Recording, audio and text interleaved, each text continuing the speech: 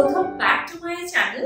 আমি ফ্ল্যাটে মুভ করেছি 1 থেকে 1.5 মাস মতো হয়েছে, আর একটু একটু করে আমি আমার এই ফ্ল্যাটটাকে সুন্দর করে সাজিয়ে তুলছি। আমি এই ভিডিওর আগে আমার kitchen, living room, Twitter room মানে কিডস রুম আর মাস্টার বেডরুমের ট্যুরও তোমাদের সাথে শেয়ার করেছি। আজকে আমি তোমাদের সাথে শেয়ার করব আমার এই মাল্টি ফাংশনাল রুম, কারণ এই রুমটা না আমার কাছে বেশি ওয়ার্কিং। কারণ হচ্ছে এখানে আমাদের অফিস রুম আছে, এখানে আমাদের গেস্ট রুম আছে এবং এখানে আমাদের পূজা রুমও আছে। তো এই রুমটা আমাদের সবথেকে বেশি ইউজ হয় বলতে পারো। তো আজকে এই ভিডিওতে তোমাদের এই রুমের ট্যুরটা শেয়ার করব। হ্যাঁ, তার আগে বলে নিই, এই রুমে কিন্তু অনেক কাজ এখনো বাকি রয়েছে, কিন্তু এই রুমে যে ইন্টেরিয়ারের কাজ সেটা সম্পূর্ণভাবে কমপ্লিট হয়ে গেছে। সেই জন্য আমি এই রুমের ট্যুর তোমাদের সাথে শেয়ার করতে পারছি। আর এই ভিডিওতে এই রুমে ইন্টেরিয়ার করতে কত কি বাজেট লেগেছে তো সেটাও আমি তোমাদের সাথে শেয়ার করব। এই রুমটাকে গেস্ট রুমে কনভার্ট করতে হবে, তো সেটার জন্য স্পেশালি দরকার একটা বেড কিংবা সোফা কাম বেড। সেটা এখনো তো আসেনি, কারণ সেটা এখন আমার সার্চিং এ চলছে। কারণ আমি কোনো কিছু চুজ করতে গেলে দেখেই সেটা পারচেস করে নিই না। আমি প্রায় মাসখানেকের বেশি হয়ে গেল আমি সোফা কাম বেড একটা পারফেক্ট সাইজের খুঁজছি, এবং ডিজাইনটাও যাতে আমার এই থিমের সাথে ম্যাচিং হয়, তো আমি সেই রকমই খুঁজছি। হয়ে গেলে আমার ডেইলি ব্লগে তো তোমরা দেখতেই পারবে। তো চলো ভিডিওটা শুরু করা যাক আমার এই মাল্টি ফাংশন রুমের ট্যুর। এই আদার্স রুমগুলো তো তোমাদের সাথে আমি শেয়ারই করেছি। এটা আমার লিভিং রুম, আর লিভিং রুমের সাথে অ্যাটাচ রয়েছে আমার এই অফিস রুম। আদার্স ডোরগুলোর মতনও এই ডোরটাকেও সুন্দরভাবে ল্যামিনেট করা হয়েছে। এটা বাইরের থিম অনুযায়ী করা হয়েছে এবং ব্যাক সাইডটা এই রুমের থিম অনুযায়ী ল্যামিনেট করা হয়েছে। এই রুমটার সাইজ হচ্ছে 11x12, স্ট্যান্ডার্ড সাইজ, বেশ ঠিকঠাক সাইজই বলা যেতে পারে। আমার রাইট সাইডে রয়েছে একটা ক্যাবিনেট, আর লেফট সাইডে রয়েছে আমার ঠাকুর। এই কর্নারটাই হচ্ছে আমার ঈশান কোণ। এই ফ্ল্যাটে এই দিকটাই পারফেক্ট হচ্ছে ঠাকুর রাখার জন্য। যখন আমি এই ফ্ল্যাটটা পারচেজ করি তখন থেকে আমার প্ল্যানিং ছিল এই ঘরটায় আমি ঠাকুর ঘর করব এবং এই খানটাতেই আমি ঠাকুর রাখবো। তবে আমার এই যে মার্বেলের যে মন্দিরটা রয়েছে, মন্দির বলবো না, সিংহাসন বলবো, এই সিংহাসনটা আমার অনেক আগে থেকেই ছিল। আর এই যে ওপরে একটা আমি ক্যাবিনেট মতো বানিয়ে নিয়েছি, নিচে আমি অনেক স্টোরেজের ব্যবস্থা করেছি। এখানে আমার অনেক ঠাকুরেরই জিনিসপত্র, যে জিনিসগুলো হয় ঠাকুরের রেগুলারে যে খেতে দেওয়া বা ধূপ দেওয়ার যে জিনিসগুলো হয় সেগুলো আমি স্টোর করেছি। এবং ঠাকুরকে যখন একটু বেশি করে ভোগ দেওয়ার ব্যাপার হয়, বড় করে পুজো করার ব্যাপার হয়, সেই জন্য তখন ভোগ দেওয়ার জন্য আমি এই জায়গাটা করে রেখেছি। কিচেনে যে কুয়ার্সটা আমি কিনেছিলাম, আমি আগেই বলেছি বাড়ির নানান জায়গায় আমি ইউজ করেছি, তো এইটা হচ্ছে আরেকটা জায়গা। এইখানেও কিন্তু আমি কিচেন কুয়ার্সটা ইউজ করেছি। তার উপরে আমার মন্দিরটাকে বসিয়েছি। আমি মাটিতে বসে পুজো করতেই বেশি প্রেফার করি আর কি, তো সেই জন্য আমি এখানে কোনো টুল রাখা বা একটু হাইট উঁচু করার প্রয়োজন মনে করিনি। এই হচ্ছে আমার ছোট্ট মিষ্টি একটা ঠাকুর ঘর। এই মন্দিরের পিছনে আমি একটা ল্যামিনেট ইউজ করেছি, এইটাকে প্যানেলিং করে নিয়েছি।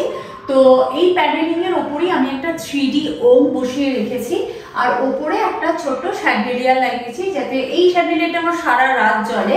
সেজন্য একটা ছোট্ট বাল্বের লাইট আর কি আমি এখানে ফিক্স করেছি। আর এই পুরো সেটটা কিন্তু ফিক্সড, এটা কোনো মুভেবল নয়। তবে এই মন্দিরটা মুভেবল, বাট এই বাকি জায়গাটা কিন্তু পুরো ফিক্সড করা আছে। আর এখানে আমি একটা স্ট্যান্ড লাগিয়েছি, আর এই স্ট্যান্ডটা থেকে একটা বেল আমার হ্যাঙ্গিং করার ইচ্ছা আছে, সেই জন্য সেটাও আমি এখন সার্চিং এ আছি আর কি। আর এই জিনিসটা একটা নারকোলের উপর পেন্টিং করা, এটা আমার বাবা পুরীতে গিয়ে সেখান থেকে কিনে দিয়েছিল, কিন্তু এইটা বহু বছর হয়ে গেছে, প্রায় 6-7 বছর তো হয়ে গেছে। পেন্টিংটা কিন্তু একদমই নষ্ট হয়নি। মা সবার জন্যই কিনেছিল, তো আমার জন্যও কিনেছিল। আলমারিতে এতদিন ছিল, এবার আমি আমার নতুন বাড়িতে এটাকে হ্যাং করে দিয়েছি।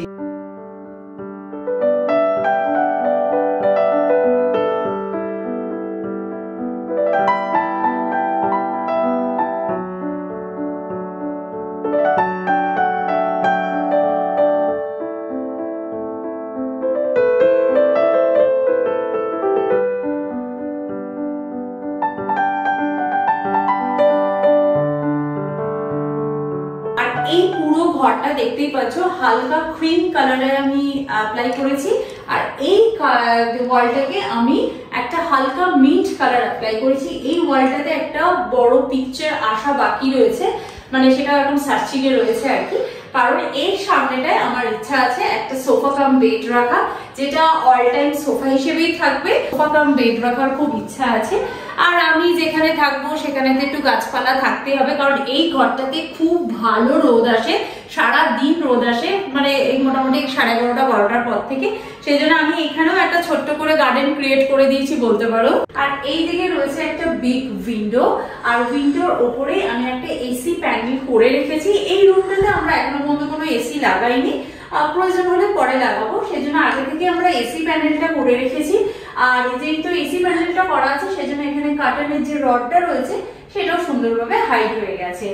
আর এই সঙ্গে লাগোয়া করে আমরা এখানে আমাদের অফিস ডেস্কটাকেও রেডি করেছি। আর এখানে আমরা একটা বিগ সাইজের অফিস ডেস্ক তৈরি করেছি।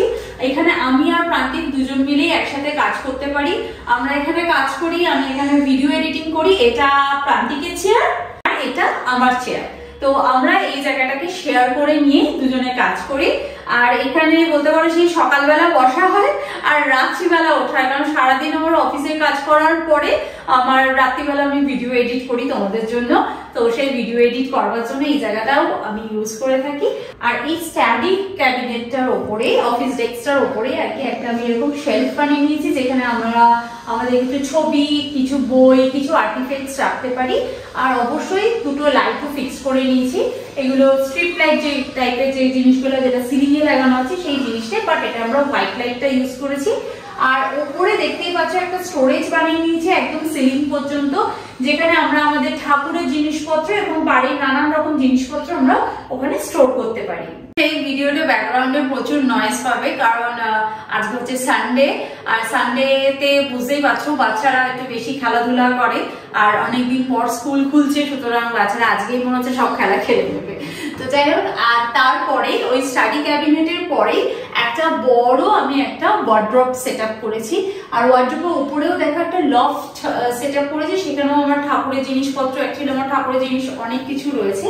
আর এটা ওয়ার্ড্রপ তো বটে, বাট এটা না এমটি, কারণ হচ্ছে এর ভিতরে কোনো রড নেই, এর ভিতরে কোনো শেলফ নেই। আমরা আমাদের বড় যে ব্যাগগুলো আছে সেগুলো রাখবার জন্য একেবারেই আমি করিনি, কারণ এই ব্যাগগুলোর ভেতর এগুলো খালি হয়ে গেছে, এটার ভেতর কিছু জিনিসপত্র আছে, এগুলো এখনো বের করার সময় করে উঠতে পারিনি। আর এটা আমি এমটি করার কারণটা হচ্ছে আমার বিয়েতে একটা স্টেনলেস স্টিলের আলমারি ছিল, যেটা রাজ এন্ড রাজ থেকে কেনা হয়েছে, এবং সেই আলমারির কালারটা হচ্ছে পিঙ্ক কালার, পিঙ্ক ক্রিমের, খুবই মিষ্টি একটা কালার, কিন্তু এই থিমের সাথে একেবারেই যায় না। হ্যাঁ, আমি ওয়ার্ড্রপের কালার মানে আলমারি কালারটা চেঞ্জ করে নিতেই পারি, কিন্তু কালার চেঞ্জ করলে ওই থিমের সাথে না ঠিক ম্যাচিং হবে না। সেই জন্যই আমার এই ওয়ার্ড্রপটা বানানো, যে এর ভেতরেই ওই স্টিলের আলমারিটা ঢুকে যাবে, সেই জন্য এই ওয়ার্ড্রপটা বানানো হয়েছে। তবে হ্যাঁ, অন্যান্য ওয়ার্ড্রপের তুলনায় এই ওয়ার্ড্রপের কস্টটা একটু কম হয়েছে, কারণ এই ওয়ার্ড্রপে কিন্তু আমার দেখতেই পাচ্ছ কোনো শেলফ নেই, কিছু কোনো লকার নেই, কোনো ড্রয়ার নেই, সেই জন্য চার্জটা একটু কমছে। কিন্তু আমার এই দিকে বা পিছন দিকে পুরোটাই কিন্তু ল্যামিনেট করা আছে, যাতে কোনো রকম প্রবলেম না হয়। তো যাই হোক, এখানে ওয়ার্ড্রপটা মানে যে আলমারিটা, স্টিলের আলমারিটা, সেটা এখনো আসা বাকি। আর এই স্টাডি ডেস্কটা যখন বানানো হয়েছে, এখানে আমরা 4টে ড্রয়ারও বানিয়েছি। তোমরা দেখতেই পাবে এখানে দুটো ল্যাপটপ রয়েছে, এছাড়াও আমরা আরো ল্যাপটপ অ্যাড করি, প্রান্তিকের অফিসের ল্যাপটপ বলো বা টুইটি যখন স্টাডি করে ওর ট্যাব, এগুলো আমরা যখন রাখি তখন কিন্তু কোনো রকম ওয়্যার এই টেবিলের উপরে দেখা যায় না, কারণ আমি সেইভাবেই জিনিসটাকে সেট করেছি। কারণ হচ্ছে আমি ওপরে প্লাগ সিস্টেম করেছি শুধুমাত্র মোবাইল বা টেম্পোরারি কিছু চার্জ করবার জন্য, বাকি প্লাগের সিস্টেম সব নিচে, কিন্তু সুইচ গুলো আমি ওপরে করেছি যাতে তারগুলো ওপরে ভিজিবল বেশি না হয়। কিন্তু ইন্টারনেটের একটা অপশন তো থাকে, এই আমরা এর পিছনে একটা হালকা করে ওয়ালপেপার লাগিয়েছি, খুব হালকা কালারের আর কি। এটা আমরা নিজেরা কিনে দিয়েছিলাম, আর কালার ওয়ালপেপারের দোকান থেকে সেটা ফিক্স করে দিয়ে গেছে। এটা কিন্তু ইন্টেরিয়ারের মধ্যে নয়। আর এই দেখছি ইন্টারনেটের যে বক্সটা আছে, এই বক্সটাকে আমাদের কিছু করতে হবে, কারণ হচ্ছে এইটা ফিক্স করার জন্য এটাকে দেওয়াল থেকে আমাদের তুলতে হয়েছিল। এটার উপর আমার কাজ করা বাকি আছে বলতে পারো। আর ইন্টারনেটে যে তারগুলো যায় সেগুলো আমি এখানে ফটো ফ্রেম দিয়ে হাইড করে দিয়েছি, যাতে এখানে দেখা না যায়, কারণ কাজের জায়গা আমি একটু সিম্পল রাখতে চাই। কাজের জিনিস অবশ্যই থাকবে, কিন্তু জায়গাটা যাতে নিট অ্যান্ড ক্লিন থাকে, তাতে কাজ করতে বেশি মানে মনোযোগটা বেশি পাওয়া যায় আমার মনে হয়। আর এখানে আমি সমস্ত আমার স্টোরেজের জন্য জিনিসপত্র আমি এখানেই রেখে দিই। এই ডেস্কের অর্গানাইজেশন ভিডিও আমি তোমাদের সাথে পরে শেয়ার করব। এখন আমি তোমাদের সাথে শেয়ার করব এই রুমটা করতে আমার কত খরচা হয়েছে। এই রুমে সর্বপ্রথম বলি, আমার এই ডেস্ক এবং এই আপার ক্যাবিনেটটা করতে আমার মোটামুটি খরচা হয়েছে 32,000 টাকার মতন পুরো সেটটা নিয়ে। কারণ এই বুঝতে পারছো এটা অনেক বেশি লম্বা। আর এই যে ওয়ার্ড্রপটা বানানো হয়েছে, যেহেতু এটার ভেতরটা এমটি, সেই জন্য একটু খরচাটা কম হয়েছে। অন্যান্য ওয়ার্ড্রপ বানাতে আমার যেরকম 70,000 80,000 টাকা লেগেছে, এই ওয়ার্ড্রপটা বানানোর জন্য আমার 32,000 ওই 32,700 সামথিং, মানে 33,000ই বলতে পারো, সেটা আমার লেগেছে। আর এটার মধ্যে কোনো লকও ইউজ করেনি, কারণ আমার ভেতরে যে আমার স্টিলের রাজের আলমারিটা থাকবে সেটা অলরেডি লকড থাকে, তো সেই জন্য এটার বাইরে আমি আর কোনো লক দিইনি। আর এইটা প্লাস ওপরে যে লফটটা বানিয়েছি, এই দুটো মিলিয়ে আমার 33,000-এর মতন খরচা হয়েছে। আর এখানে যে ঠাকুরের যে ক্যাবিনেটটা বানানো হয়েছে, ওপরে পাথর বসিয়ে একদম পিছনে প্যানেলিং করে এটা যেটা বানানো হয়েছে, এটা বানাতে আমার মোটামুটি খরচা হয়েছে 12,700 মতো, মানে 13,000ই বলতে পারো এটা আমার খরচা হয়েছে।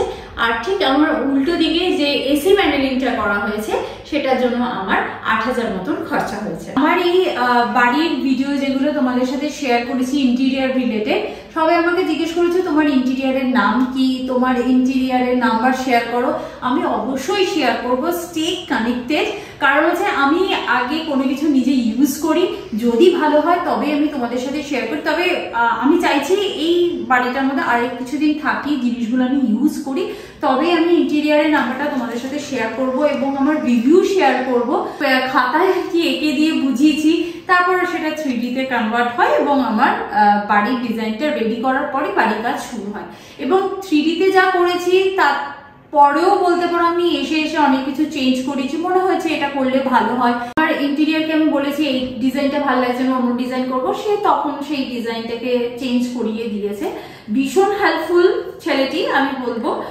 তো যাই হোক, আমি অবশ্যই তার নাম শেয়ার করব, যাতে আমার থ্রু দিয়ে যদি তাকে চুজ করো, তোমাদের যাতে ঠকতে না হয়, তোমাদের যাতে কোনো রকম প্রবলেমে না পড়তে হয়, সেটা দায়িত্ব বলতে পারো আমার। তবে হ্যাঁ, আমি ইন্টেরিয়ার নাম্বার দিয়ে দিলাম, তোমার প্রজেক্ট এরকম দাঁড়ালো না, তখন যেন দোষটা আমায় দিও না। কারণ হচ্ছে দেখো, সবকিছু না ডিজাইনের উপরও নির্ভর করে। ইন্টেরিয়াররাও অনেক কিছু সাজেস্ট করে যেগুলো হয়তো তো সেই মুহূর্তে ভালো লাগে, পরে হয়তো ভালো লাগছে না। অনেকেই আছে খুব ব্রাইট কালার ইউজ করে, তখন হয়তো খুব ভালো লাগছে, কিন্তু কিছু বছর পর বা কিছু মাস পরে না সেগুলো না ভীষণ বোর হয়ে যায়, কারণ কালারগুলো চোখে দেখতে দেয়। এমন কালার চুজ করবে বাড়ির ওয়ালে বলো, ফার্নিচারে বলো, বেড কভারে বলো, যেটা যাতে সব সময় ভীষণ সুদিং থাকে, তাতে একটা অ্যাস্থেটিক ব্যাপার আসে, ঘর দেখতেও ভালো লাগে এবং সাইজও অনেক বড় লাগে। এই হচ্ছে ব্যাপার। আমার ভিডিওগুলো তোমাদের কেমন লাগছে এবং আমার চ্যানেলে আর কি ভিডিও তোমরা দেখতে চাও কমেন্ট করে জানিও। আর ভিডিওতে কমেন্ট করতে কেউ ভুলো না, ভিডিও দেখছো সাবস্ক্রাইব করছো না কেন, ইটস ফ্রি। তো চলো, ভিডিওটা এখানে এন্ড করছি, দেখা করছি নেক্সট ব্লগে। ততক্ষণের জন্য তোমরা খুব ভালো থাকো, সুস্থ থাকো আর লাইফটাকে এনজয় করো। Bye bye, see you in next video. By.